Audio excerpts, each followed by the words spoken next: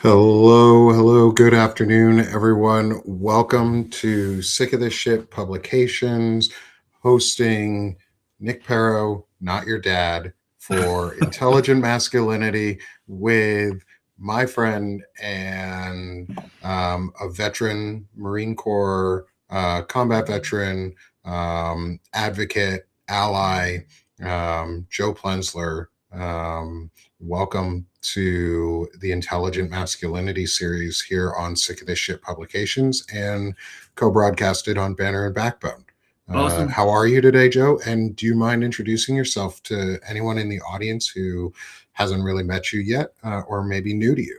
Yeah, it's great to be here, Nick. It's always good to see you, and I love our conversations. You forgot to mention fellow Dungeons and Dragons aficionado from like back in the day. Fellow Yeah, I nerd. immediately saw his shirt today, and I was just like, had a good laugh. Yeah, so who am I? I'm currently an executive leadership coach. I own my own business. I'm a veteran advocate. I kind of get involved in rousing the rabble from time to time on different veteran causes. Believe in democracy and maintaining it, so I get involved there. Local elections are important, right? I think I'm a big advocate for volunteering to run elections and educate yourself on the process, so you learn how safe and secure our elections are. And I spent 20 years in the Marine Corps. I spent 4 years as an infantry officer, and then another 16 as a public affairs officer. I went to Iraq in 2003, Afghanistan in 2013, and spent 5 years in Japan on 4 different assignments and been to more than 30 countries. So maybe that's a little bit about me. You're I like a to play bit of guitar. Yeah, so like big fan you're a of bit of a world punk traveler. rock. Nice. Are you going to be in attendance to the Dropkick Murphy event on Friday? I would love to. I can't. I'm like double booked that day. So I Oh, will man. be cheering on from the sidelines and promoting that show as much as I can from the Shenandoah Valley of Virginia. Yeah. Awesome. Well, I'll say this. I'm fortunate enough to be one of the veterans that does get to go That's great. to the event. Yeah. I'm being sponsored by Veterans Fighting Fascism to attend, and I'm so excited to be able to Yeah. be there to represent and to get to see Dropkick Murphy for the first time. Oh, that's fantastic. So you didn't get to go on June 6th of last year? No, I On the didn't. mall. Well, yeah, great guys. It's so funny when you meet them. They're so like just kind. Yeah. And all of a sudden they get up on stage and they just turn into these freaking pirates, man. It's like, yeah, it's really it's a charge to watch them just switch it on and just go for it, man. So I'm really a little bit jealous, to be honest with you. So I'm so glad that I'm so excited to go.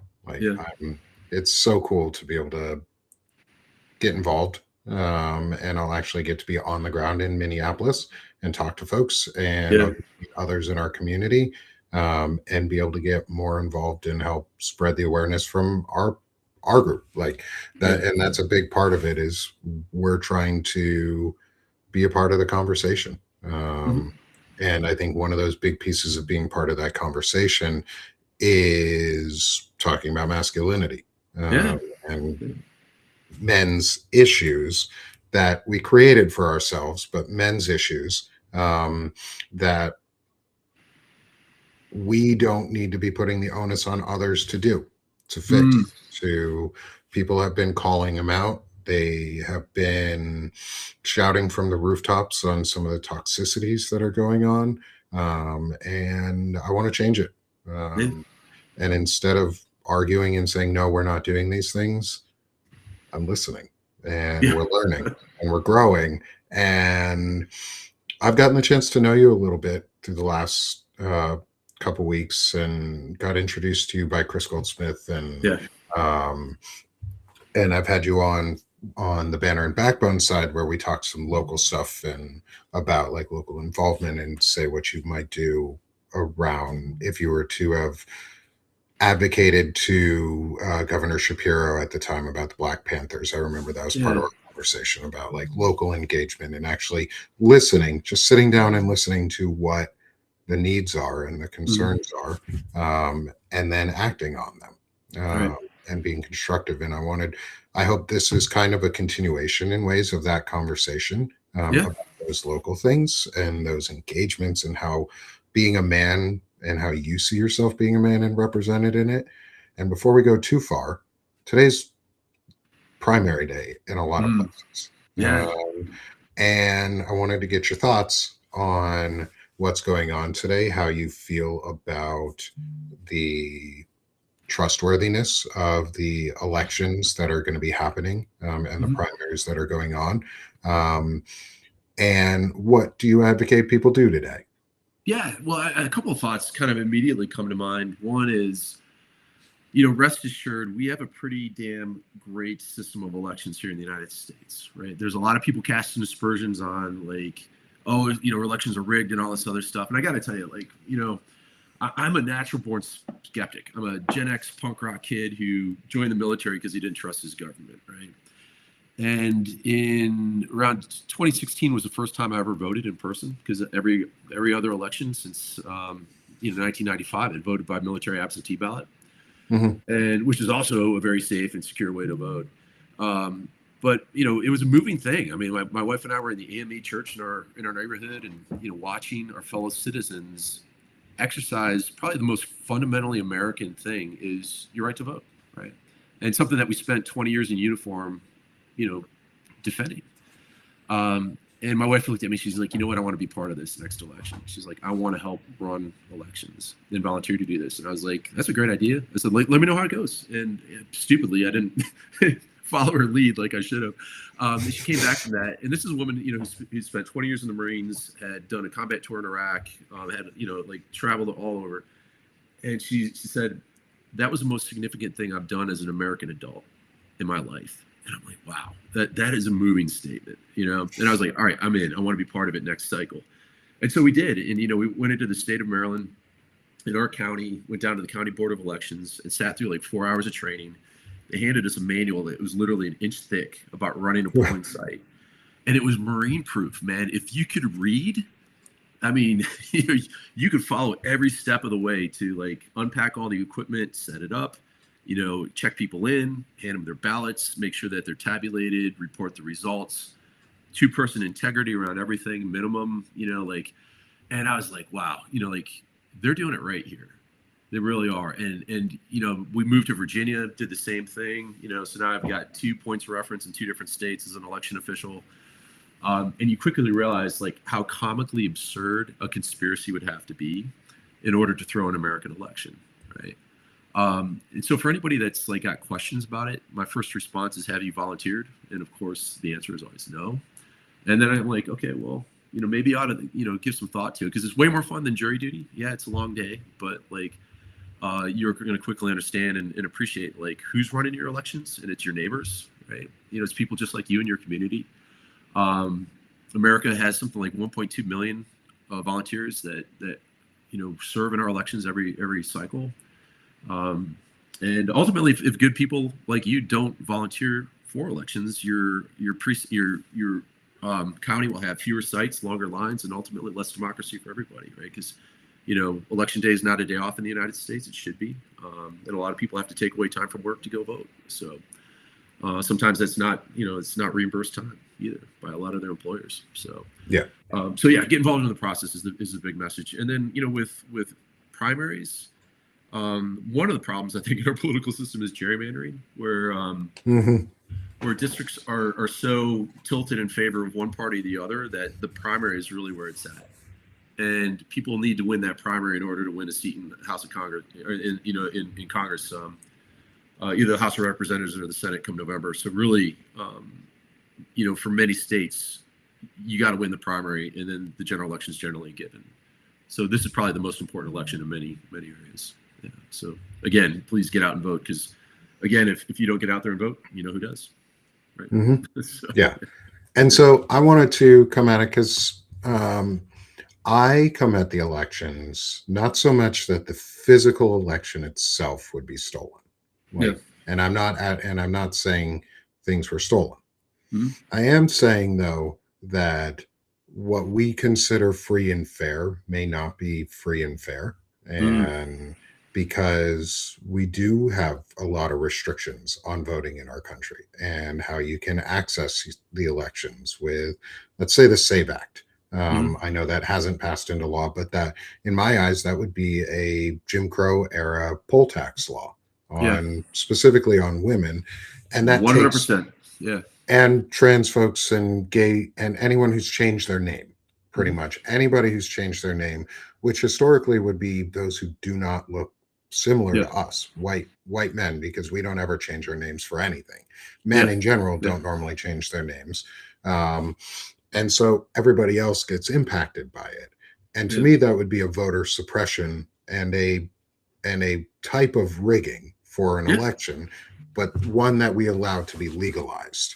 Um, what do you think? Or I'd love your thoughts on the SAVE Act, Mhm. and what we can do as men to advocate for those around us, Yeah. be it our spouse or just be it anyone in America who doesn't have the same privilege as we do of never having changed our last name.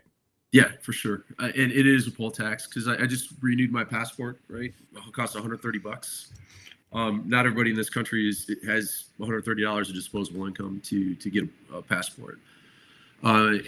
In the state of Maryland and also the state of Virginia, Maryland has a slightly different way of doing things. In Virginia, you've got to show some sort of identification that matches with the poll book, right? So your county registrar has a database of everyone who's registered to vote in the county. And in that process, you have to prove that you're an eligible U.S. citizen, right? Um, Typically, most people use their driver's license when they come in the state of Virginia to show who they are.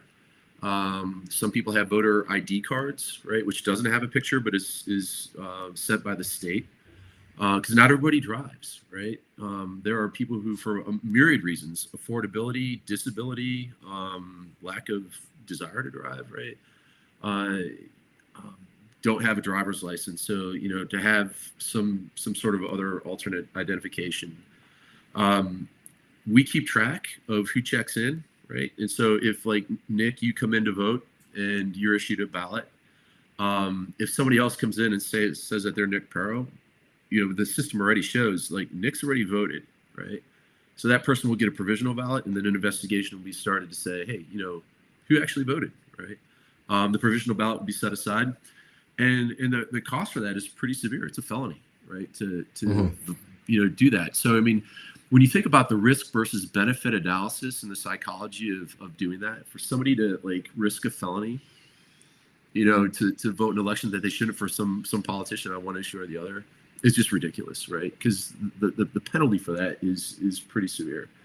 And those things are very rare, right? 99% of the time or higher, the person coming in stating their address and where they are matches their ID.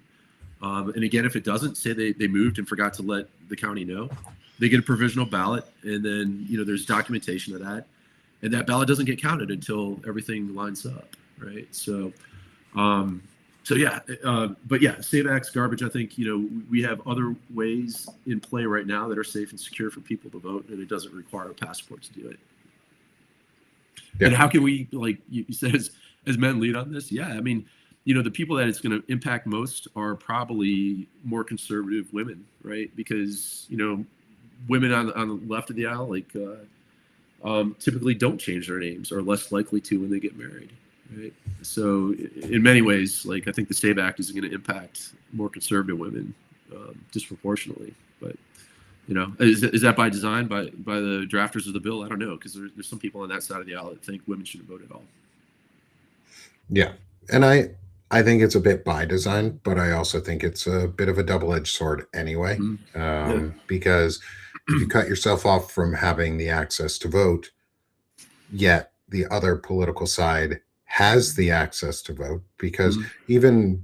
even if you have changed her name, like my wife changed her last name Mm-hmm. to mine, and she has all of her paperwork, all of Yeah. her documentation, every single piece since she was a kid. She has a passport. Women on and those who are tend to be on the left side of the political spectrum also tend to have their passports in general more likely than Yeah. those who are not, Yeah. because we travel and we experience other cultures. And that's one of the reasons we remain progressive in our views or liberal in our views is because we want to experience other cultures. And having a passport allows us to do that. And so I think it is a bit of a double-edged sword, probably on purpose, because, like I said, they don't want women to vote. Yeah. I mean, the antidote, I mean, it wouldn't be the first time in American history that shady politicians would try to put their fingers on the scales of elections and justice. And, I mean, we've had times where in our history, look back into the 1800s of how elections were run, what politicians did to get people in, how people would vote early and vote often in some areas, right? In some cities, that wouldn't be the first time that happened. But the antidote to it is understand what the law is. Make sure that you are registered. Check early before you go to the polls, and give yourself enough time to adjust. Because even if they do pass that law, if you have enough time to react, to make sure that you are signed up and registered and have all the things in play and beat them at their own game. You know what I mean? So, and in such numbers where the results are undeniable. Yeah. And I think that's the big one is it's plus 30. In my mind, we have to be plus 30 or it's nothing. Like if we're not winning pretty much everything by plus 30 that means we don't have the opportunity to win a supermajority. I mean, you talked about primaries. Like, I think we talked previously about the library fight here, where some these folks straight up were book banners, right? They wanted to control what you and I read in our public library funded by our tax dollars. And they didn't like that, the library, within the walls of the library, had books about LGBTQ lifestyles, right? The library made some accommodations, said, like, we can't separate this as a separate section because that's discrimination, but we can create a young adult section, right? And you as parents are always free to say what books your kids read and what they don't, or what you want the library to ask. If you're not with your child, permission for minors to check out certain things, totally fine, and that wasn't good enough. And they wanted to purge the library of this stuff, right? And, what was interesting was that, our county is about 30 or 70% Republican, 30% Democrat in any election is usually the way it goes. Pretty rural, pretty conservative. But the Dems were like, we're tired of this. And even though we're few in numbers, we can swing elections if we get behind a centrist candidate. And they found some centrist Republicans who were like, yeah, this is government overreach. This is bullshit. We don't want county bureaucrats making this decision for us. That is our right as citizens to decide. Just like, John Adams said, like the freedom to read, think, speak, and write, fundamental American principles. And so they kind of found a common ground on that. And they found some centrist R candidates. The Republicans ran, the Democrats swung the weight behind there, and they primaried the incumbents by more than 20 percentage points each, right? So like when people are tired of this toxic bullshit and this divisive bullshit and can rally around things that they have in common that they both value, like our public library is a community institution that helps people gain a better education, regardless of their means. That's a powerful thing. And if that can be done out here in, rural Virginia, my thought is, my God, how can we scale this up to the rest of the country? Right. Yeah. No, that's a big thing, is the scale up to the rest of the country. And to be honest, I think we're doing it in some areas. And however, I think one of the limiting factors for some of us is, say, closed primaries, and the idea that unless you're in that party, you can't vote, which really restricts access because it's the parties telling the people that they can't vote. And in my eyes, the parties are just a mechanism. The voting shall not be infringed, and the parties shouldn't be able to say, no, you can't vote in these primaries. What are your, how do you love it? I'm in an open primary state. Virginia has open primaries. I voted. Oh, lucky. I'm an independent. Like, I am a diehard. Like, you're gonna have to work your ass off for my vote, and I'm not voting for one party just because of who you are, right? Just because of tribalism.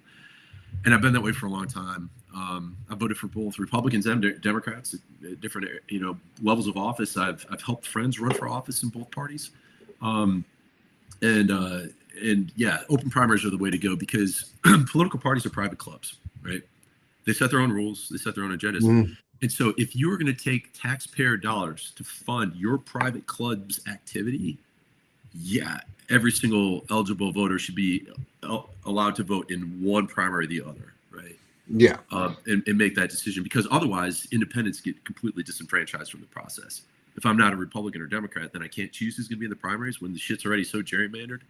You know what I mean? So yeah, and sometimes I voted in the primary contrary to like who I was really going to vote for um, on election day, just because I wanted to send a message, be part of like sending a contrary message to the other party, like your extreme candidates are bullshit. And if they see that, more centrist candidates in their party are getting a significant number of votes, that does send a message, right? So Yeah. there's some signaling when people act in unison on that. Yeah. Yeah. I think that's an important point, is being able Mhm. to cross that line and say, hey, I don't agree with this. Yeah. And I'm going to send a message that is meaningful. Mhm. And because you can sway an election if enough people are able to vote one way or the other for a different party than that they are registered for, Yeah. because they're tired of the ultra extreme on one Mhm. side. So they go, instead of voting for their own Democratic, let's say Democratic Party candidate, they vote for a Republican, just like you Mhm. said. Yeah. That changes the game. Um, and it can change who is on the ballot come November, and who they see or what they see as electable come November, even if that candidate does end up winning over the one Yeah. that you're doing your no, don't vote Nick Paro. I am not on any ballots right now.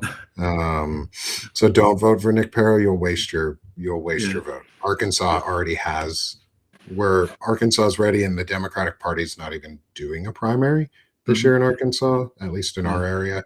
They have we have an election for a special election Mhm. for a Senate seat in the state, um, but yeah, like, go vote where you can, Yeah. and when you can. Yeah, every election that you are eligible to vote for 100%. Mhm. 100%.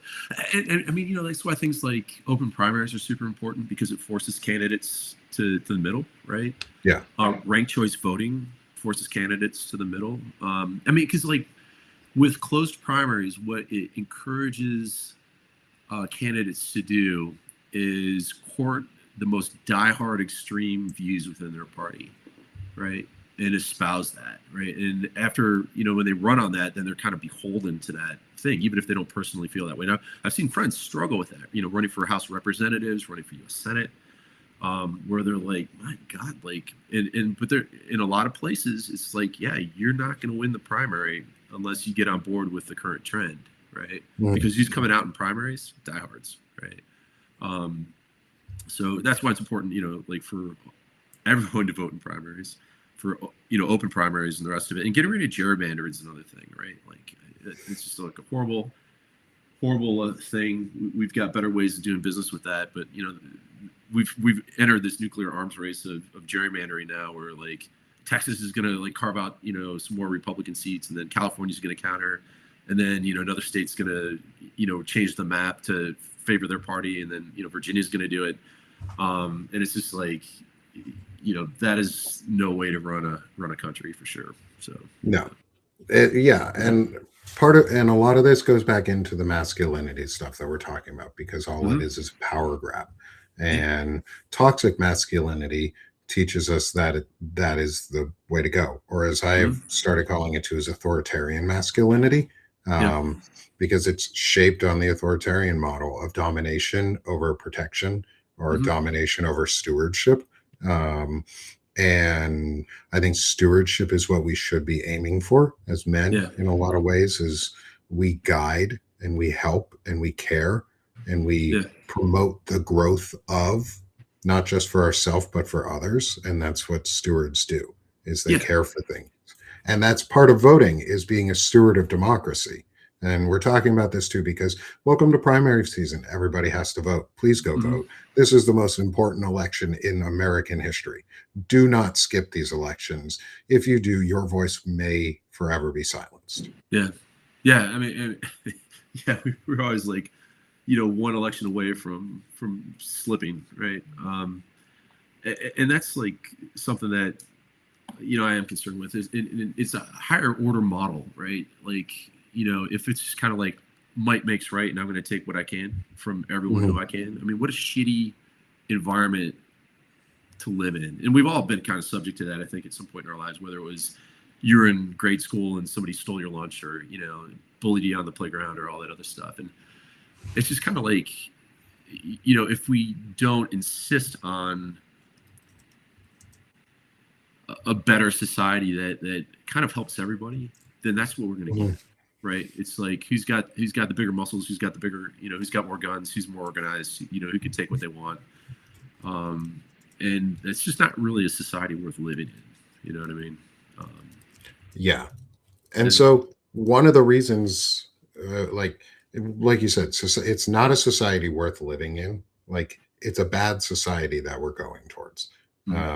It's a bad world order that we're going towards, where might makes right, and you bully everybody into what you get. And so I'm trying to help create a environment and a case study in masculinity that's different, that shows what it can and is doing to combat that type of fragile authoritarian masculinity. So for everyone in the audience, welcome again to Intelligent Masculinity. We're going to be talking our normal questions throughout this series. I don't think Joe has, I know you have access to the doc, but Joe has not been here for many of the shows, so he doesn't know the questions. So this is going to be fun. And it's a little bit different too. So the first 4 questions are more on the serious side, a little bit. It builds you into the masculinity discussion, and it's a lot of what and many of it starts in what we've talked about, but it also is going to build off that and experiences throughout life. And then the final question is a lightning round of 4 questions based on the Mulan's I'll Make a Man Out of You. It's our Be a Man section. And it's sort of a lightning clarion call action section for what are these specific, or what do these more esoteric ideas mean to you? And how can you apply them in your life? And that's the old Donny Osmond song, or? I believe so. It's a fun, I grew up on this song. Like, I was in high school when it was big, and we were and I was a choir kid, and so we sang it all the fucking time. It's the Let's Go Girls for kids, for men, and it's our call to action, and we're in a call to action moment. And Joe is a great person for this call to action moment, because you're out here putting yourself out here right now. You're founded in truth. You're talking about issues that are important, and you're being really authentic. And I want to dig into your story, and let people know who you are, and where you've come from, and how you've gotten to this point in your life. So let's dig into it a little bit, Joe. Sure. We'll start with question 1. Yeah. Question 1 here is, who has been one of the most influential masculine figures in your life, and why? And I specifically put masculine over male, because masculinity and femininity don't always equate to male or female. They can be anywhere in between. And this can be a positive or negative influence. Yeah. It's a good point. I think, I don't know, like most kids I grew up with, your dad is kind of like your first figure. You kind of either win or lose the genetic lottery by who you get born to, right? And how much they care about you. My dad was an engineer, super analytical guy, not so emotionally connected.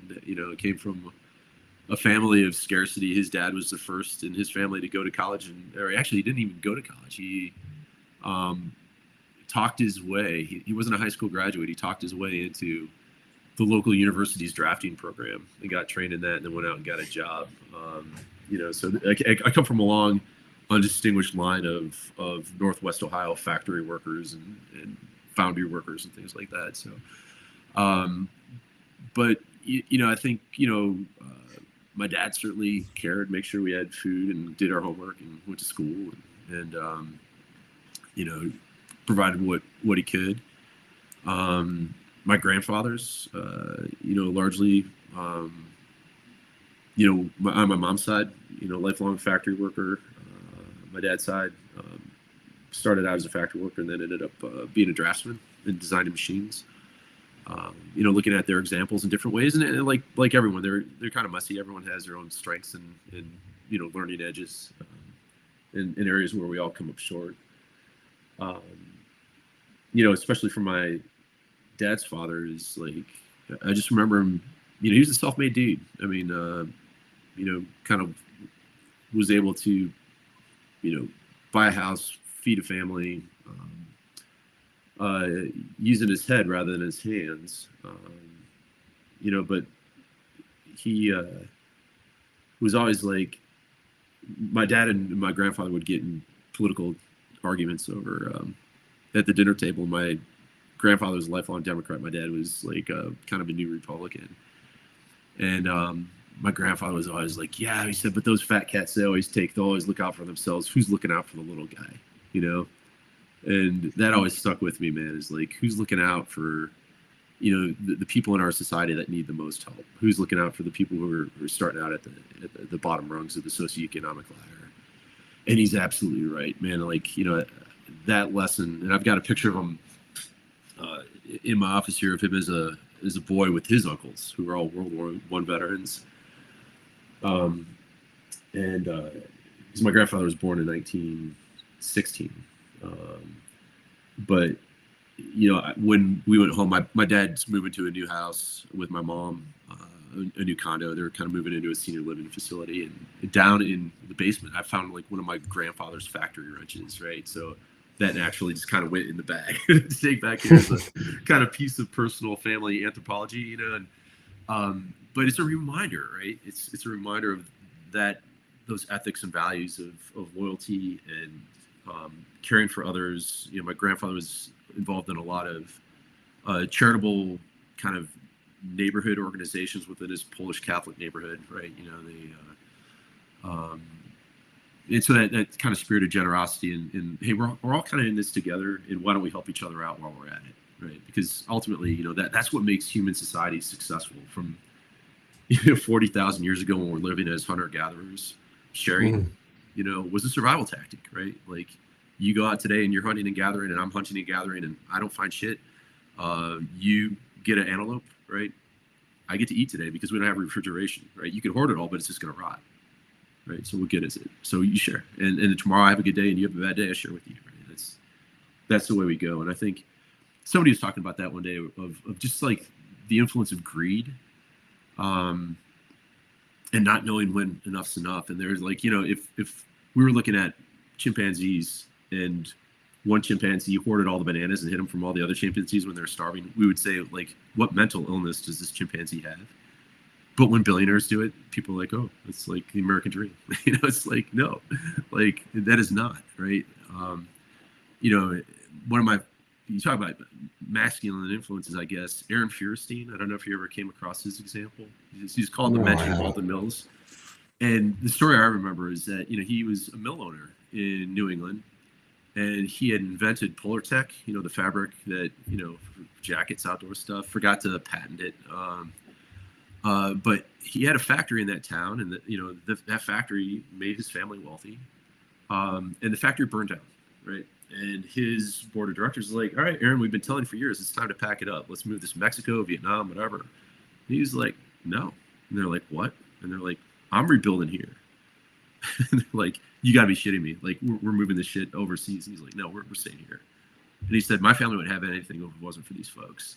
And while that factory is being rebuilt, he paid like 50% salary to everyone who is out of work because the factory burned down, right?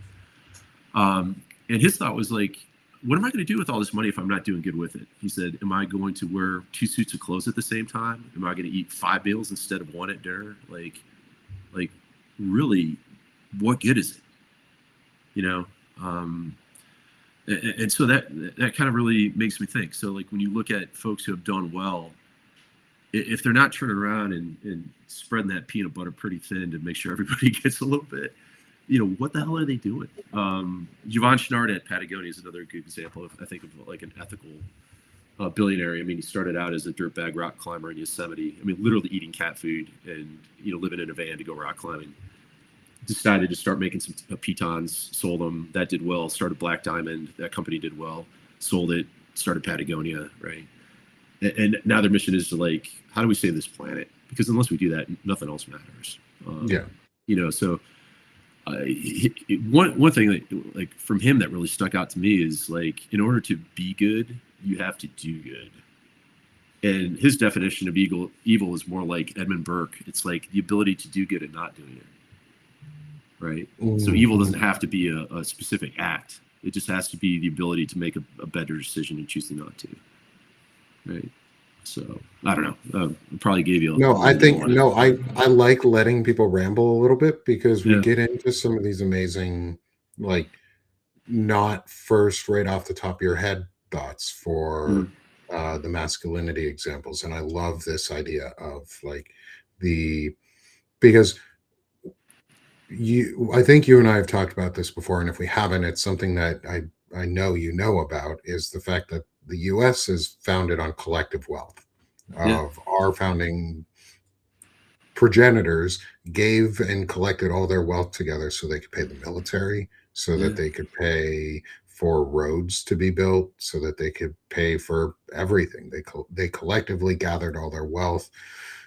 Our most prosperous times have been when we collected the most from those with the most.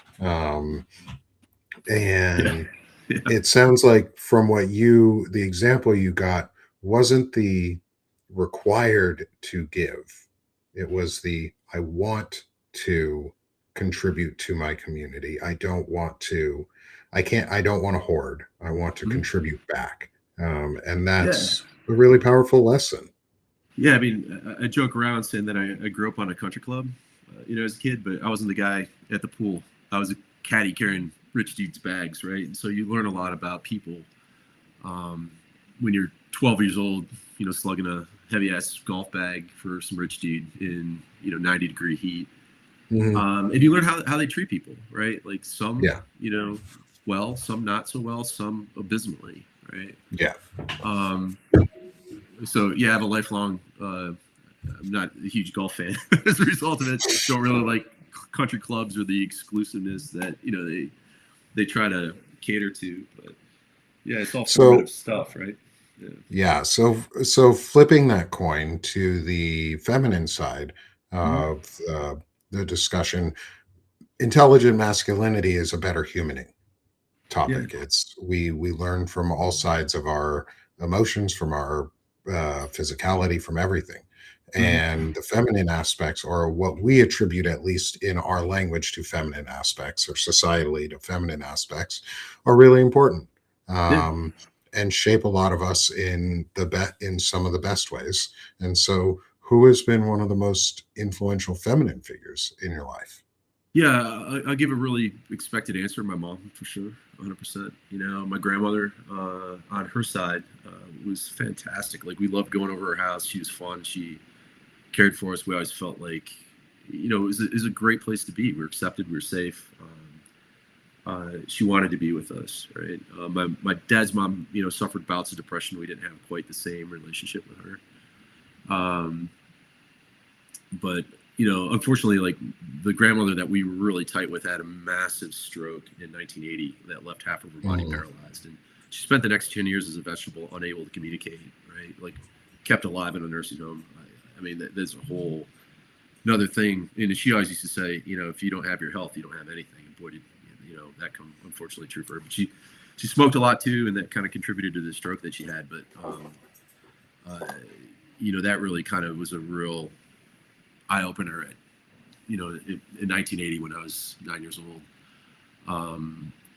I would also say the women in the mountaineering club I was in college, right? I was kind of brought up, like, my parents were kind of old school though, like, with gender norms. My dad kind of had, probably like a 55-60% vote in all things.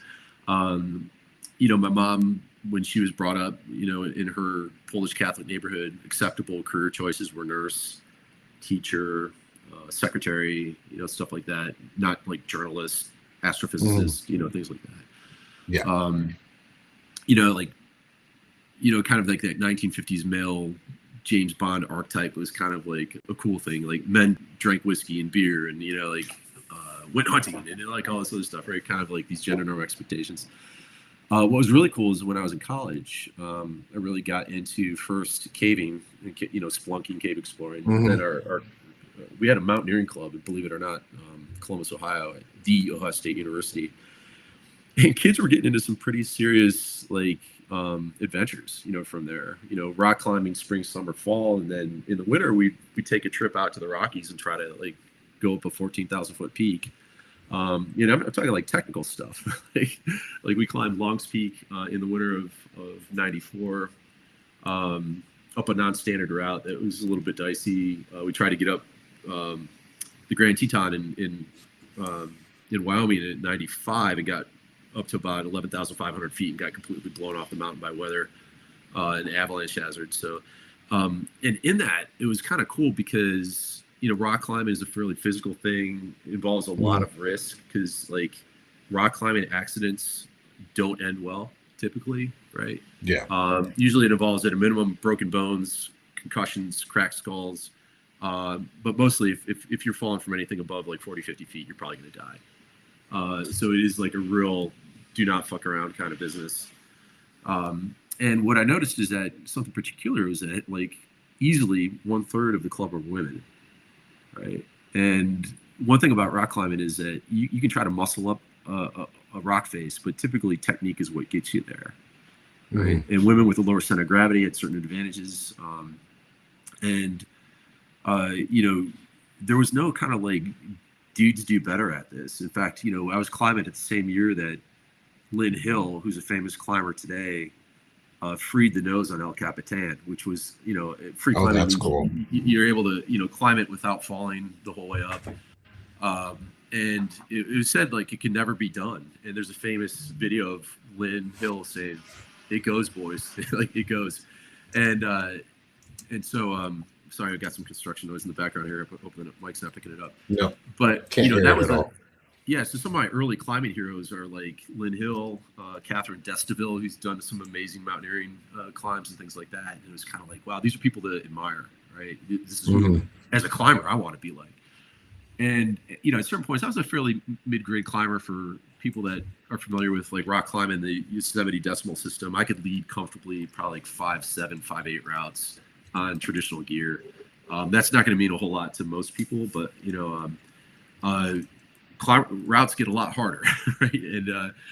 And I would climb with women who were better climbers than I was, who were more confident in leading and taking that risk. And so sometimes I'd look at a route and be like, yeah, I'm just not feeling it. And my friend Hannah or my friend Jenna would be like, yeah, I could do it. Like, you know, and they would take the sharp end of the rope and I would belay them up, you know, and then they would drag my ass to the top from belaying from the top. And I was just kind of like, cool, you know, or we'd be out mountaineering in the wintertime and women would be out there carrying the same load as dudes, you know, and during the same hardship and doing well. And everybody having a good time. There wasn't like this like weird divide, like boys sports, girls sports, men's sports, women's sports. So it's just kind of like we were all, you know, they refer to mountaineering and climbing as kind of like conquistadors of the useless, right? You know, there's no rational good reason to go climb a mountain or subject yourself to the objective hazards on a rock face. I mean, you do it for the experience of it. Yeah. And if you die doing it, you know, typically people look at that as a pretty selfish act, right? But you know, there was a magic to that. And then, you know, I noticed like with the guides, professional guides, there's a similar camaraderie, you know. And then I go into the Marine Corps infantry and all of a sudden, like, you know, the language shifted to like, don't be a pussy, right? Don't be a skirt, you know. I'm like, wow, where's this coming from? Like, all of a sudden all the insults were female and things female were pejorative, right? And I'm like, wow, this is really kind of fucked up. Like, where's this coming from? And from some dudes, I think their only model was woman as mom, woman as teacher, authority figure, woman as girlfriend, or sexual conquest, but not as peer, not as competitor, not as equal. And I noticed, like, from folks who came from very conservative, very religious households, they tended to have more of a preponderance of those views, right? Man first, woman second. And my parents, like, I would say it's probably more like a 55-45 split in a lot of decisions. But when my mom dug her heels in on stuff, man, things would not change, right? Like, so maybe that was kind of like, but definitely, like, traditional generals were at play. But like that really impressed me. I was like, wow, there's women out here who, in the Mountaineering Club, who were like as good, if not better than me, and I was willing to, kind of accept their lead on a route to like be able to do what I wanted to do, right? Which is climb. So like I just didn't get it, and even when I was in the Marine Corps, I met my wife there. She was a young second lieutenant when I was a first lieutenant out at 29 Palms. And there were only like 4 female officers on the entire base. It's out in the middle of the Mojave. Like if you're a female officer there, you're either at the comm school, at the headquarters, or you're a naval nurse or doctor over at the hospital. So there's like a lot of competition for dateable women. And boy, did the tribe turn on me when I started dating her. It was crazy. Like, all of a sudden I wasn't one of the dudes because I didn't want to hang out with them on a Friday night after being in the field for 2 weeks with them. Like, I'm like, no, man, like, I don't want to go sit in your shitty apartment on your shitty couch drinking cheap beer when I could be driving down to Palm Springs with a hot girlfriend. like where's the competition here? What's the choice? But it got so bad I ended up stopping. I stopped going to battalion social events because they were so shitty about it. That's awful. Yeah, but it's just kind of like it forces you to make some decisions, and you find out who your friends really are. Yeah. But apparently I was pussy whipped, or I was a sellout, or whatever, because like I didn't want to hang out with the dudes. So this bros before hoes kind of bullshit. I was just like, nope, not having it. Which was easy for me as a punk rock kid. I was just like, well, fuck you guys. I'm going to do my own thing anyway, because that's what I want. What I want to do. But yeah, the man can't hold me down. Yeah. And so with that, like, moving on to, we'll try and get through as many questions as we can. I don't want to keep you too long, depending on how much time you've got. If you can go a little bit longer, we'll try and stick around for a bit. These can run a little long if they need to. But our next big question is, based on all of this leads perfectly into it, is building from those masculine and feminine figures that you've had in your life that are incredibly powerful and meaningful for you. If you were to be given the term intelligent masculinity as a concept, what would that mean to you from what you've learned? I gotta be honest with you. I had to look up the term and what it meant, because like it's not something that I was immediately familiar with as a title or as a construct. But like, when I started looking into things like emotional awareness, like, what am I experiencing, and can I name it, and can I, regulate it, right? Like, that's important. Self-awareness, how do I show up, and what's my impact on other people? Taking accountability, having the capacity for empathy for other people, right? So, the capacity to get out of your own head and put yourself and try to do the best you can to see the world from somebody else's perspective, right? I'm 100% behind that. Like, another construct, resilience and adaptability. That resonated with me because, like, I'm a big believer. I'm a huge, like, I love science. Like, ever since I saw Carl Sagan's Cosmos in the 4th grade, like, religion really didn't do much for me anymore. This ability of, and Charles Darwin had a famous quote. He said, "It's not the strongest or swiftest; it's the most adaptable to changes in the environment that succeed, right, as a species." And so, that's one thing that was like really resonated in my head throughout the pandemic, was like, there's something to be learned from this experience, as potentially as dangerous as it is for a lot of people. It sucks. We're kind of all sequestered. We're kind of all isolated. But what can I learn from this, right? So I think that's important. And also, like, some guys, and I went through, arguably the Marine Corps' toughest training and its hardest school, which is the infantry officer course. And, our way of doing business before I even got there, like the hardest physical thing I've done in my life to that point wasn't in the military. It was actually on the Grand Teton, making a 17-hour movement up a mountain with a heavy pack and thigh deep snow. And so I already had a kind of a basis for comparison for suffering. But and really, to be honest with you, nothing I experienced in the Marine Corps was harder than that one day in terms of effort or risk. And it really kind of shaped my thoughts on this. Is like, you just don't beat your chest. It's like this macho bullshit. It's like, okay, you can talk the talk, but like, can you actually do the thing? And if you're threatened by a woman who can do the same thing you can do or do it better, what does it say about you, right? My wife kind of ran into this when she was down at Paris Island leading the 4th Recruit Training Battalion. And she had gone down there and realized that women were underperforming men in every boot camp graduation category by a significant amount. And with the Marine Corps' kind of premium that we place on marksmanship, she's like, let's start here because, we like to beat our chests and say every Marine's a rifleman.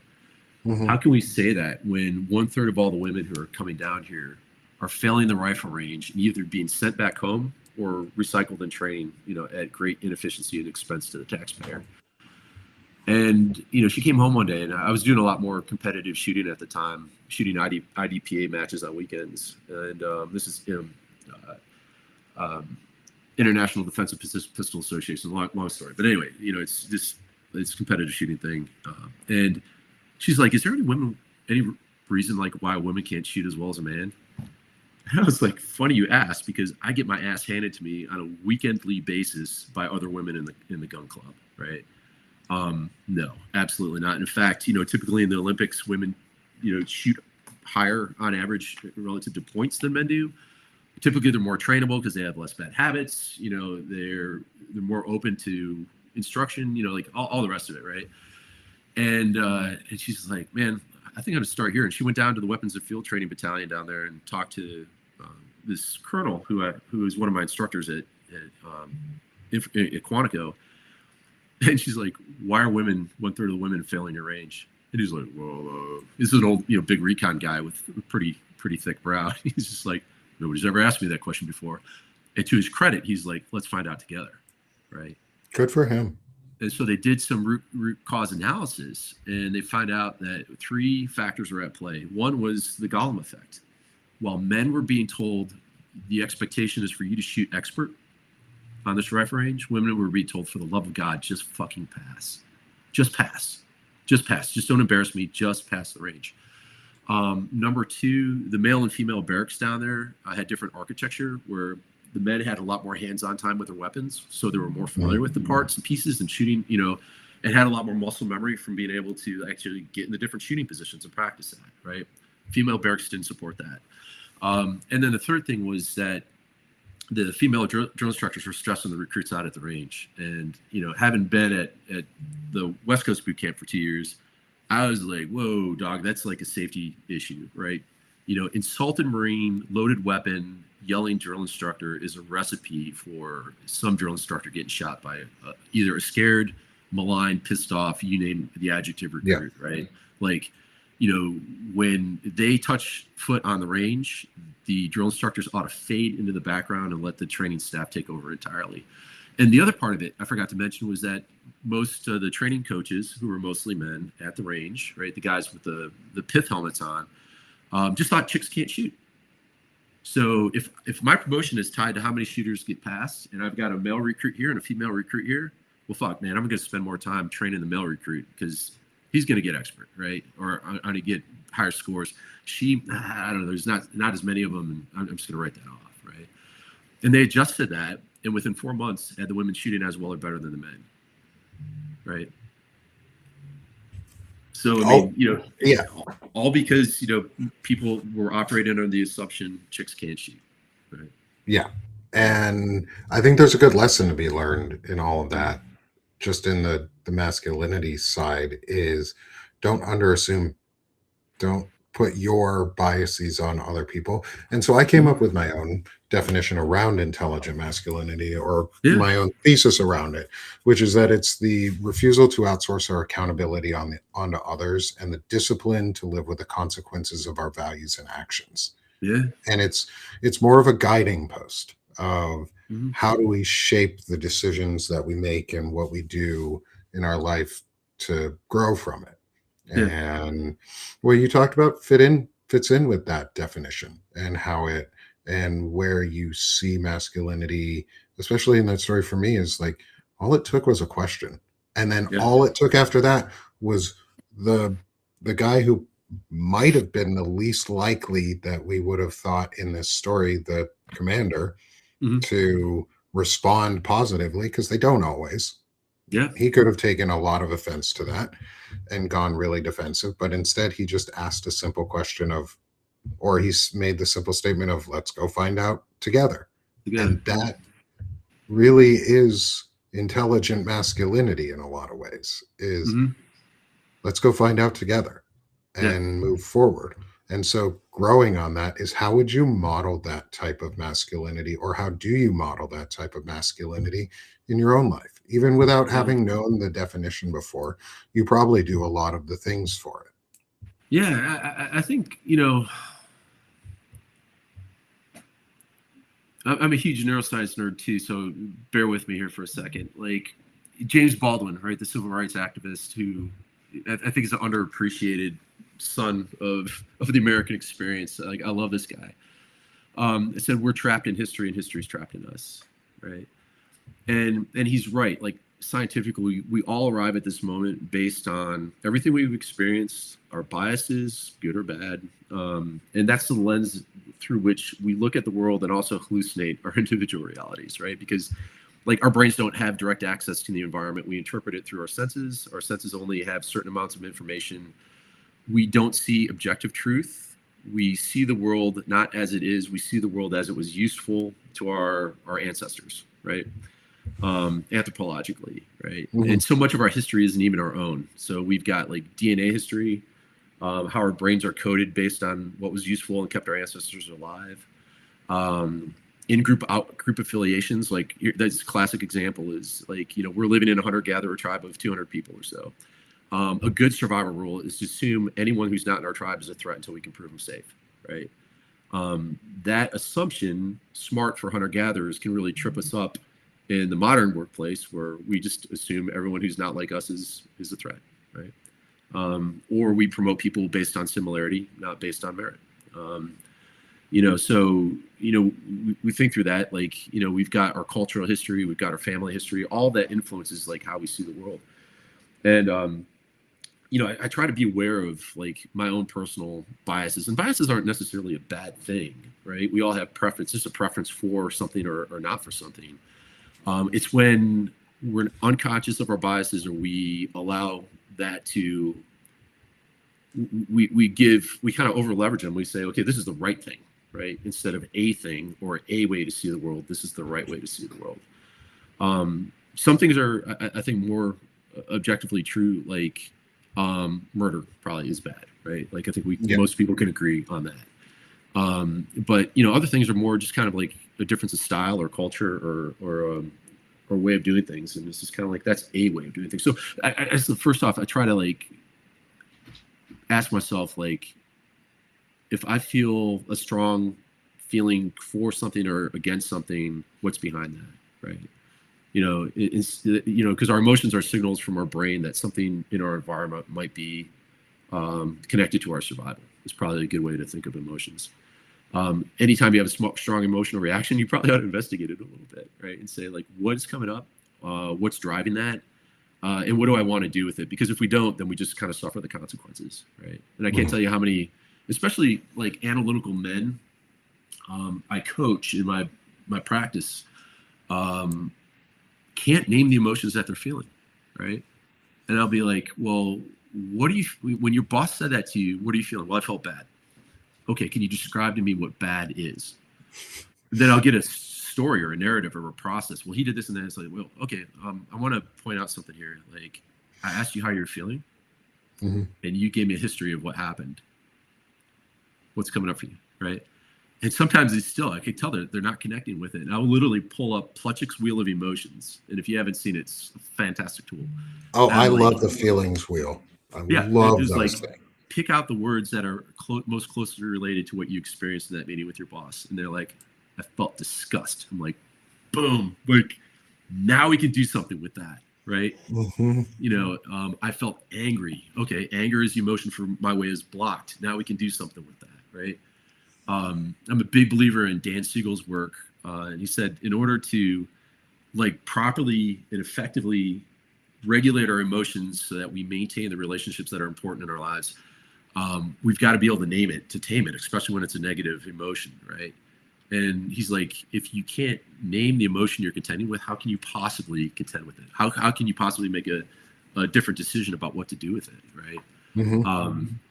So yeah, so I mean, it's kind of like, and then how do you reframe it, right? Like if I'm feeling ashamed, right, and I could say that, now the thing that was clouding my vision and my lens on the world, I can put it out here, kind of study it a little bit, and say, okay, well, what's driving that shame? Is that something I own? Is that something from my background? Is that something that other people are imposing on me that's not justified, right? And then if I could do that and kind of calm my fight or flight stimulate or reaction to it, then I can do something about it, right? I can make a different decision that's going to bring better things into my life. So yeah. Yeah, and I love that. It's all reflective, it's all growth oriented, but it's Yeah. also you're not blaming yourself. You're not or blaming others for having emotions. You're trying to get them to understand how to talk about them and Yeah, how to it's how we action make on them. decisions. Like Yeah. they've done some studies, like the neuroscience is really interesting on this because like they found that people have had brain damage to the parts of the brain that regulate and recognize emotions. They have Mm. really hard times making decisions. When presented with two different options, they don't know what to do. Yeah. They really struggle. So I mean, like, um, Well, and having those words, a lot of men aren't taught them. And that's on yeah, purpose. That's not an accidental thing, is men are not taught the right words as yeah, boys, and we're taught to run away from those words. We're only or given happy, punished. mad, sad. Yeah, or punished for expressing them. Like, sadness is I've lost something that's meaningful to me, so the natural reaction is to cry. And Hmm. if you're told boys don't cry, stop that, right? Yeah. You're denying a human being an important aspect of what it means to be a human being, Yeah. right? Lamenting an important thing that you've lost is an important part of being a healthy human. Yeah. If Yeah. the only emotions that you've been rewarded for, praised for, are like rage and dominance, then what are you going to express as a man, right? Like, Hmm. That's going to be yeah, your expression point, is yeah, rage and dominance, which mhm, sucks. yeah, So building on that, is a lot of that is very reflective sounding. Is what is one of your favorite ways to self-reflect or self-evaluate so that you can grow and you can process your emotions or learn from your emotions? yeah, and I think is like curiosity, right? Like that is the key to so many things in life. Is one, not assuming that you've got a monopoly on the truth, right? Or a monopoly on knowledge. It's kind of like there's a humility in that of like, how could this other person be right? Um, for instance, like if somebody's giving you feedback, especially feedback that stings or Mm, maybe hard to hear, right, might not comport with who you believe yourself to be as a person. Our natural impulse is to push back and defend ourselves, right? Um, a friend of mine, Noah Rabinowitz, taught me one time. He said, it's taken a lot of work and it was really hard to do, but I've trained myself and trained my brain that when people offer me feedback, to have my first assumption to be that they're right and then work to disprove it, right? Rather than deny it and then, defend. And that's the difference between like, hey, fuck you, I don't appreciate you saying that to me, is one defensive response. The other one is like, hey, thanks for having the courage to bring this to my attention. And I'm curious, how did you come to that conclusion? Because I can tell this is really you, right? And I want to understand. The latter is going to end up in a fight or, damage relationships and hurt feelings. Or the yeah. former, the latter is going to be like, huh, maybe I have something to learn here. Because if somebody's got that perception, to them it's real. right? We all hallucinate our own realities. So I like that. We all yeah, hallucinate our own realities. yeah. I, So what th- we do. I think that's a great way to think about it too, is like, Mhm, and to remind each other is our reality is separate from everybody else's. We mhm. just have to figure out how to put that reality together and Yeah. collectively work forward. Yeah, and Um, that's what science is telling us about how our brains work, right? We it's not like it's less stimulus response. More than anything, your brain is a prediction engine, right? We're all here because our ancestors um, were adept at pattern recognition and pattern completion and predicting what's going to happen next and being right most of the time, right? So, I mean, um, once you kind of understand that, you realize that like everything you encounter is through the lens of what's coming from inside your body and what you feel, what's coming from outside your body and your senses, all regulated through the lens of your history and selective attention. And that's how we all kind of generate and hallucinate our own reality, right? I love And it. yeah, in reality is what we both agree is true. Yeah. So Yeah. yeah, it's crazy. Like the brain It's a is so common weird. hallucination that we all have, that we all have to figure out. And I do Yeah. like it. I like that it's because we all make it up. Our brain is interpreting everything for us. So Oh we yeah. have to figure it out. And the brain hallucinates shit. Like, in the Yeah, center it where does. our optic nerve meets our retina, there's no information, right? What we should see out in front of us are two dark spots of absolutely no information whatsoever. But based on the context around it, your brain naturally fills it in, making its best guess of what's there. And you also, mechanically through your eye, you should see the world upside down, but it Mhm. was more useful to the brain to flip that around in your head so that you see things what we consider to be right side up. But like if you look through the lens of the eye, you see the upside down world, right? Yeah. Yeah. Well, we're in the upside down, literally, then. We are Uh, politically. Yeah, we fuck are yeah. politically. And I think Yeah. at the moment, literally, now we're going into the upside down. But Yeah. what we are going to do is we're going to shift here for the last bit of our discussion is our lightning round, our whimsical questions of the Gotcha. I'll make a man out of you. And these ones get you thinking because when I was little or when I was younger, I learned that these are partially about physicality, Hmm. but they're also about emotional growth and understanding and learning and how we can apply them to different aspects of our lives. And so let's get into our final section, our lightning round of Mulan's I'll Make a Man Out of You, starting with what does it mean to you to be as swift as a coursing river? So when I heard this, the first thing that leapt to mind, because I'm a child of the '70s, was Bruce Lee's "Be Like Water" speech. And he's like, water, when it becomes the cup into the cup, it can flow, it can crash. He's like, "You like water, my friend." And it was just kind of like, yeah, like don't be static. Adjust, adapt, learn, grow, take different forms and shapes, right? Um, yeah, that kind of resonated with me. And I like that. Yeah, yeah. So like, yeah, if you haven't seen Bruce Lee's "Be Like Water," it's real short. Totally worth looking up on YouTube, right? Especially if Okay. you're into martial arts. It's really good. That's Yeah, awesome. And there's no wrong answers with these. There's only right answers. And yeah, I don't push back on any of these for anyone in the audience. These are our lightning round questions. So, next is how do you embody the force of a great typhoon? yeah. I mean, having lived through several typhoons when I was stationed on the island of Okinawa in Japan. Yeah, they're forces of nature, and it's wind, right? Wind builds, and it builds and builds and builds and builds. And the metaphor, like, when I think about like how do you create change, like meaningful change in society, it's kind of like one person can blow, but if we all blow together, things will start to move, right? And it doesn't take a lot of money to do it. It just takes dedicated people who want to change their community in some meaningful way, whether it's defending your library, whether it's throwing a protest on the National Mall, whether it's um, you know, we had a huge success with the Vet to Vote campaign to get more veterans and their family members to serve as election poll workers. Um, Six friends got together and that year recruited 62,500 people to be election poll workers. That number is well over 160,000 today. I mean, like, and this is just like friends who were just like, Mhm. yeah, this is a problem. Our democracy is important, and we know 14 million Americans who served that would be willing to volunteer if they were asked. And if we ask their families, we can probably 3x that number, right? So yeah, like when people get together, it's like that African proverb of if you want to go fast, go alone. If you want to go far, go together. I think that's important. Yeah. I think that's great. Yeah. Next question. How are you as strong as a raging fire? And this Yeah. one, I will preface, or I will clause this one a little bit for Mhm. you, is what I've found too, is to describe it, is to, in my opinion anyways, raging fire is controlled.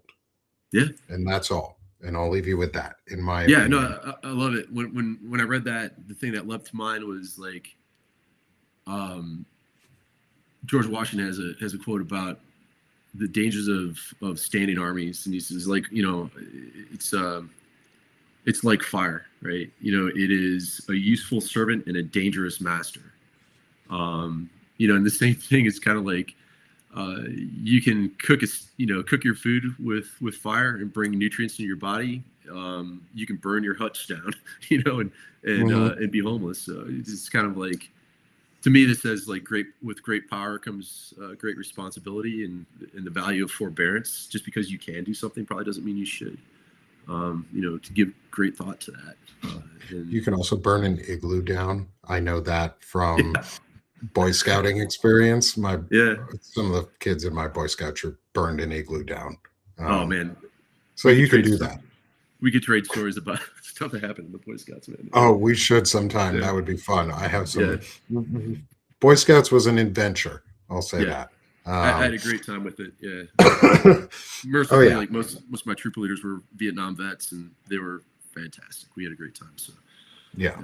And I'm saddened at what has happened to the Boy Scouts in their sexual assault and abuse stuff and the way they handled it. But that's a separate conversation. Finally, how are you as mysterious as the dark side of the moon?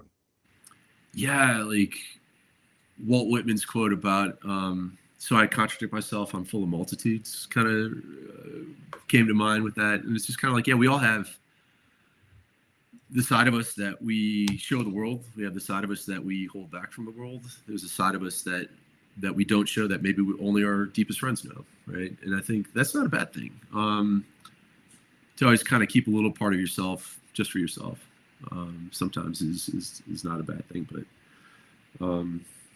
yeah, I don't know. Yeah, I think that's great. And with that little bit of keeping some things to yourself so that you have a little bit of mystery about yourself, keep yourself a little private, I also like to go to the next step, is how do we promote each other so that mystery is harder to find sometimes, because you get to see more of Joe. So Joe, thank you for coming on. This has been really amazing. Again, you too, man. A wonderful discussion. Yeah, I've always enjoyed our conversations. I look forward to future ones. Look me up. I'm on LinkedIn. I am on Substack, and also on Blue Sky. So I dumped Twitter. It's just gonna do it anymore. It's a cesspool. Yeah, but come find me there at Joe Plenzler. I think on Blue Sky, I've adopted my family nickname of Saint Terrificus. There's a long story behind that. The joke in Latin is terrificus means the opposite of terrific. It's like awful.